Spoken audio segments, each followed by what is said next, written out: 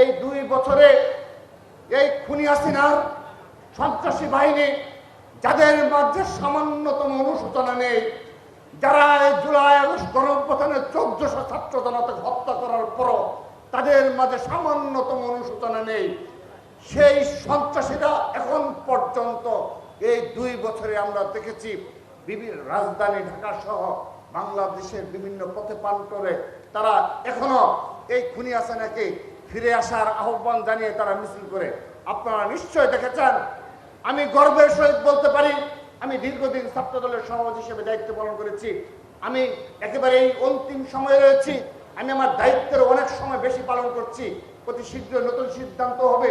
আমি আমার অভিজ্ঞতা থেকে বলছি, এই 2 বছরে আপনারা বলুন, আপনার বিবেককে জিজ্ঞাসা করুন, এই রাজধানী ঢাকা সহ বাংলাদেশে যতগুলো ফ্যাসিস্টরা মিছিল করার চেষ্টা করেছে তার অধিকাংশ বাংলাদেশ জাতীয় ছাত্রদল প্রতিহত করেছে। AKS অর্জন করলো Guinness world records. AKS documents রয়েছে, আমরা তো দেখিনি অন্য কোনো ছাত্র সংগঠন সরাসরি প্রতিহত করতে, আমরা তো দেখি না কোনো ক্যাম্পাসের সরাসরি প্রতিহত করতে। ক্যাম্পাসের প্রতিবেশী এরিয়ায় যখন মিছিল করে সন্ত্রাসীরা, আপনারা তখন নীরব থাকেন। শুধু তাই নয়, শুধু নীরব নয়, আমরা দেখি বিভিন্ন সময় যারা বিগত 15.5 বছর ছাত্রলীগের পতাকা দলে আশ্রয় নিয়েছিল, তারা নতুন নামে আবির্ভূত হলে তাদের সকল গুনাহ মাফ করে দেওয়া হয়। ছাত্রদল সেই ধরনের রাজনীতি করে না, সেজন্য আমাদের গণতান্ত্রিক প্রক্রিয়ায় আপনারা প্রশ্ন করেছেন, আমি তার জবাব দিলাম এবং আপনার সাথে আমি কথা বলে জেনে নেব বাকি বিষয়টুকু। প্রিয় উপস্থিতি, আমরা আরেকটি বিষয় বলতে চাই, এই ঢাকা পলিটেকনিক ইনস্টিটিউটে আমরা জেনেছি এখনো যারা ফ্যাসিস্ট ছাত্র লীগের সাথে কতিপয় শিক্ষার্থী যোগাযোগ রাখে, আমি তাদেরকে হুঁশিয়ারি উচ্চারণ করে বলতে চাই, এই বাংলাদেশের খুনি হাসিনার প্রশ্নে ফ্যাসিস্ট হাসিনার বিরুদ্ধে পুরো বাংলাদেশ এক এবং ঐক্যবদ্ধ রয়েছে।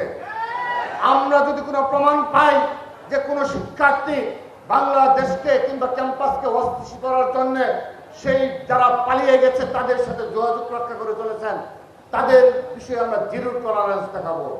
তাদের শুধুমাত্র আইনানুগ ব্যবস্থা না, তাদের বিরুদ্ধে সাধারণ শিক্ষার্থীরাও অবশ্যই জবাব দেবে। সেহেতু আপনারা কখনোই সে ধরনের এই ফ্যাসিস্টদের পক্ষে কখনো কোনো প্রকার অবস্থান নেওয়ার কোনো চেষ্টা করবেন না।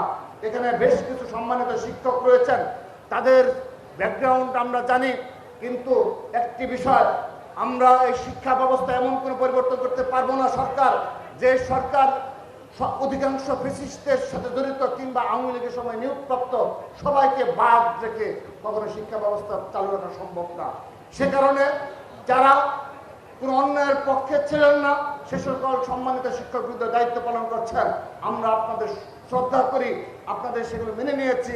কিন্তু যদি এগুলোকে আপনারা দুর্বলতা হিসেবে ভেবে থাকেন, তাহলে স্মরণে রাখবেন, যদি আপনারা সেই ফ্যাসিস্ট ছাত্রলীগ কিংবা আওয়ামী লীগের কোনো পর্যায়ে নেতৃবৃন্দের সাথে যোগাযোগ রক্ষা করে চলেন, যদি কখনো প্রমাণ হয়, আপনারা এই বাংলাদেশে এই স্বাভাবিক অবস্থা থাকতে পারবেন না।